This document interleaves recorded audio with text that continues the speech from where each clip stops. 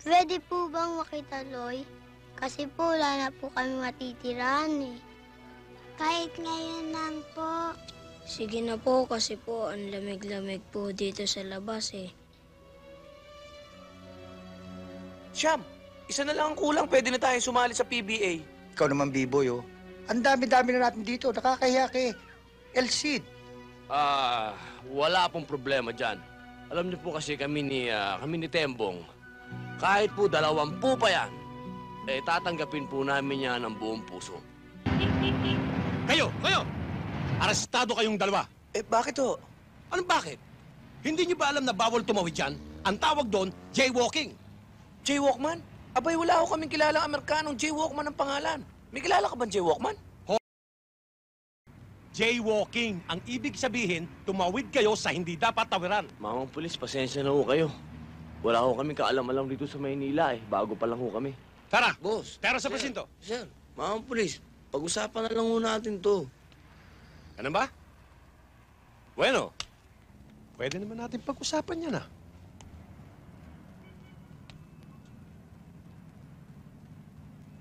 Pera?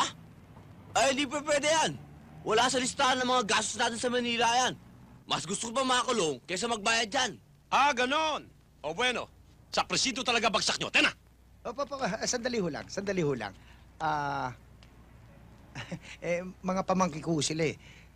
Kadadating lang ho nila rito, galing ho sa probinsya. O ngayon, Patawarin niyo na ho sila. Hindi na ho maulit yun. siya, sige na nga. Pero, babantayan mo ang dalawang yan. Baka sa susunod, masagasaan ang mga yan. Oo, babantay ko. Sagot mo yan, Sigurado. ha? Sige, lakad. Tara.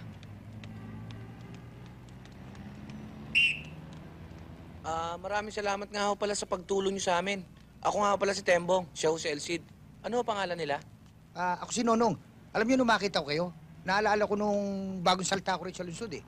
Ganyan-ganyan din ang pangyayari. Teka, saan ba kayo tutuloy ng lagay na yan? Sa Manila Hotel. May bahay na tayo? Mahal doon Mahal daw dun Nagbibiro lang ho ako. Wala nga ho kaming bahay rito eh. Wala ba? Teka, pansamantala, sumama muna kayo sa akin. Ano? Mabuti, ako nakakita sa inyo. Alam niyo ba dito, marami nagkalat na masasamang elemento. Delikado ang katulad yung walang pirmi ang inuuwian dito. Walang problema dyan sa barong-barong ko. Kaya lang, pasensya na kayo. Medyo konting tiis. Mabuti na yun kaysa wala naman kayo masisilungang bubog pagdating ng gabi. Marami akong mga alagang bata. Huwag kayo mag-alala dahil sila naman ay magagalang, mababait, at mga tahimik na bata. Nonong, tama kayo. Sila nga yung mabait, magalang at tahimik. Pangit mo! Ang laki ng butas ng ilong mo! Walis ka dyan, baka masingot ka! Anong pangalan mo? Tembong.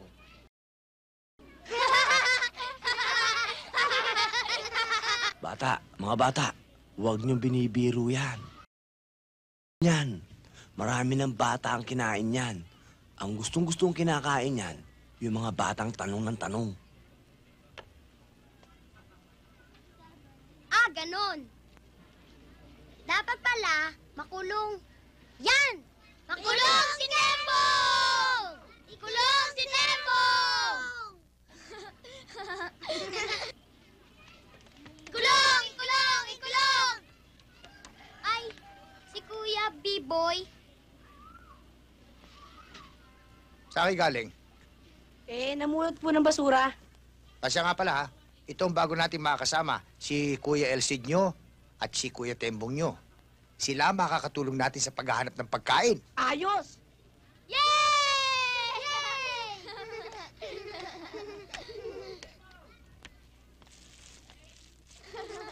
Magandang hapon po. O kaya atang malayo nilakad mo ha, Nora? Hindi naman po. Ang mga bata may dala akong pagkain, oh. Yay! Penge! Ako rin! Hati-hati tayo. Pasya nga pala, ito nga pala si Elsid. Si Elsid at saka si Tembong. Kamusta kayo? Okay. Tata Nonong, di na po ako magtatagal, ha? Mauna na po ako. Sige, mag-iingat ka. Sige, Salamat. Sige. Ang dami nila nakakayang tumira rito. Magnonong, pwede mo magtanong, isa lang? Ano yun? Balak niyo magtayo ng bahay ampunan? Yung ba mga bata? Wala. Alam niyo yung mga batang yan nakita ko noong araw sa lansangan nakakalat-kalat. Kagaya niyo rin. Wala naman akong kasama rin sa bahay, kaya inampun ko na. Yung isang korting coke. Si Nora. Inaanak ko yun. May anak kayo doon? Ang ganda nun, ha? Hindi, inaanak ko. Inaanak niyo. Kumpare ko tatay nun ngayon, tatay niya, nanay niya, patay na, ulilan lubos na. Ako na lang ang tumitingin sa kanya. Mang Nonong, tutulungan po namin kayo. Gagawin po namin ang lahat ng aming makakaya para po mapakain namin na maganda yung mga bata. At makapag-aral din po sila. Salamat. Talagang nahihirapan na rin ako Mang Nonong, Hmm? pero bago namin simulan ng pagtulong, pwede mo makahiram na 100?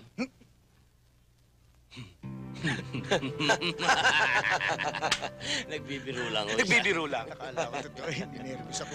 Oo, nagkulay talong nga kayo eh.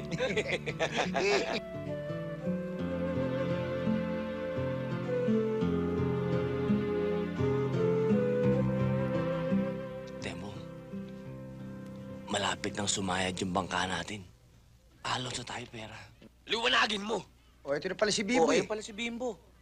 Oh, Crisologo, Kuya Tembong, Kuya Elcid, may kasalanan kami. Hindi naman namin pwedeng itapon tong mga to. Ano ba yan? Pwede po bang makitaloy? Kasi po wala na po kami matitirahan eh. Kahit ngayon lang po. Sige na po kasi po ang lamig-lamig po dito sa labas eh. Siyam, isa na lang ang kulang. Pwede na tayo sumali sa PBA. Ikaw naman, Biboy, Ang dami-dami na natin dito. Nakakahiya kay Elcid. Wala pong problema dyan. Alam niyo po kasi kami ni Tembong, kahit po 20 pa yan, tatanggapin po namin yan ng buong puso. Di ba, Tol? Yes, Joe! Pasok kayo. Upo kayo.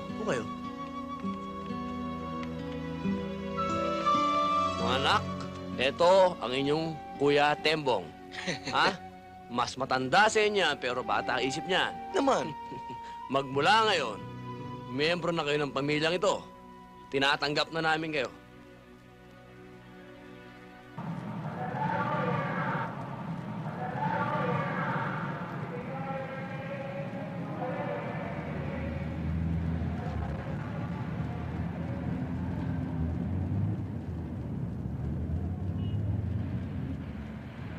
Alam mo, Elsid, paghapon na tayo naghahanap ng trabaho eh. Ginabi na nga tayo eh. Oh! Kasalanan mo yan, ha? Oh! Manigarilyo ka muna. Alright.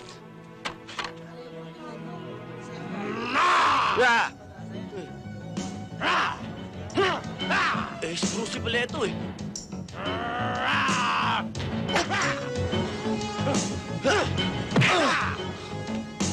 Yun na ba ang mano mo? Sumusobra ka na! Isa, dalawa, tatlo, apat, lima, anim, pito, walo, siyam, 10! Ibalik niyo ako sa probinsya! Ibalik niyo ako sa probinsya! Hoy, nung umalis tayo sa probinsya, nagpaalam ka na sa kahirapan. Tsaka ba't reklamo ka ng reklamo? Buti nga rito, may matutulugan tayo rito eh. Ikaw naman kasi, pasok ka ng pasok sa gulo, hindi naman sa atin. Sa susunod niya, sa Silya Electrica na tayo mahuupo eh. Aba, Tembong, nakakalimutan mo na yata prinsipyo ko. Ayoko nakakita ng babae sinasaktan, binubugbog. Nagdurog ang aking puso, nadudurog, sumisigaw ang aking damdamin. Ito tayo ngayon. Madudurog tayo ng mga bilanggo dito. Magdurog ang mga mukha natin at magsisigaw tayo sa sakit. Sige na nga. Hoy, kayong dalawa, may maglalabas na sa inyo. Hindi ako lalabas dito. Ito ba'y isang panaginip? Kami ba'y nangangarap? Paano mo kami natuntun? Eh di sa kapatid ko rin si Ana, na siya na rin dahilan ng pagkakapasok niyo rito. Huwag na kayo mag-alala. Simple lang naman kaso niyo eh. Naayos ko na. Pero paano namin pasasalamatan? Ang napakadakila mong adhikain para sa amin. Tumigil ka na nga sa katutula mo. Kung talagang gusto niyo akong mabayaran, madali lang. Dahil whether you like it or not, kukunin ko kayong bodyguard. Bodyguard? Alam mo, Tol, ayos naman ang buhay natin dito eh. Ang ganda naman ang trabaho natin. Ang problema lang, eto si Ana. Saksakan ng suplada. Mabuti na lang, mabait to si Glenda. Alam mo, tama ka sa sinasabi mo eh. Si Glenda, mabait na, mapagkumbaba pa. Samantalang si Ana, gustong gupitin ang uso nun eh. Tuwing makikita ka, nakasimangot. Palagay ko pinaglihon sa kabag at sa sama ng loob. Ano nangyari sa'yo? Palagay ko may nakaalala sa akin. Sino kaya? Hindi babae yan. Walang magkakagusto sa'yo. Ay hindi, alam ko naman eh. Alam mo, yung mga bata yan, Oo nga no. matagal-tagal na rin natin silang hindi nakikita. Pasyalan kaya natin minsan. Alam mo, kahit makukulit yung mga yon, pag naiisip ko sila, nalulungkot ako. Huwag ka na malungkot. Hayaan mo't magkakasama-sama rin tayo uli. Sa'yo na.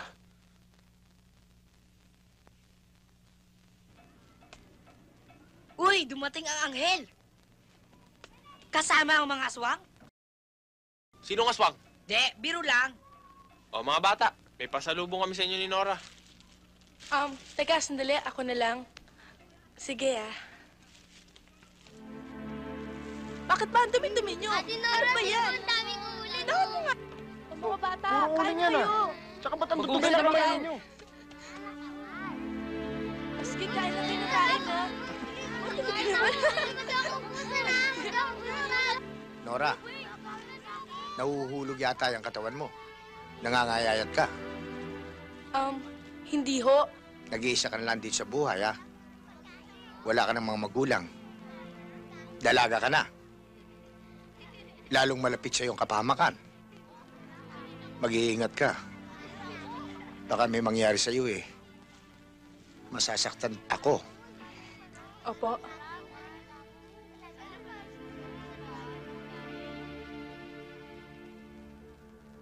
Yung mga lupain nyo sa Novaliches, maayos na.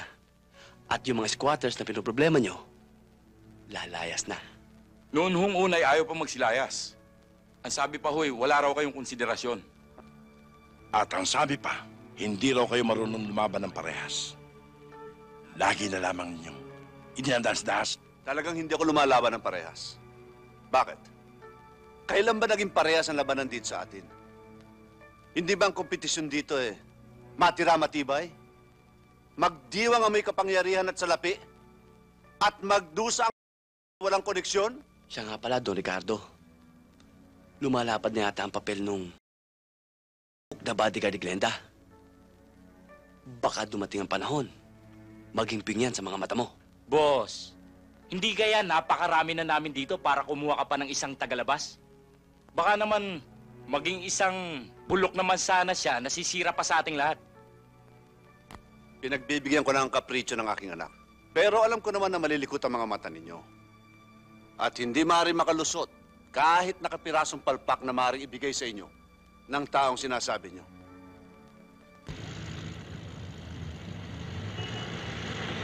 Ma'am, saan ba tayo pupunta? Lagi mo nalang tinatanong sa akin kung paano ka makakabayad ng utang na loob. Ito ng pagkakataon, Elsie. Ma'am, kahit ano pa yung iuutos nyo, tiklop tuhod kung susundin nyo. Kahit ano pa yan. May pa-ambush ako sa'yo. Ambush? Ma'am, naku naman, hindi nga ako hindi ako hindi nga ako bibili ng sweepstakes. Kayo naman, no? Elsie, ang ibig sabihin ng ambush, maipapapatay ako sa yung taong mainit ang dugo ko. Ma'am, mahirap po yan. Hindi ko yata kaya yan. Sinabi mo, sabihin ko lang gagawin mo. Bibigyan ko kayo ni Tembong ng tig-iisang barel. Ang gagawin niyo lang, i-aambush niyo yung taong kinamumuhian ko.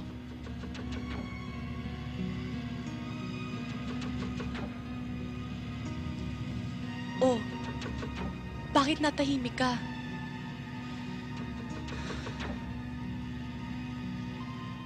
Elsid, alam mo naman ikaw lang maaasahan ko dito eh. O ano? Gagawin mo bang sasabihin ko?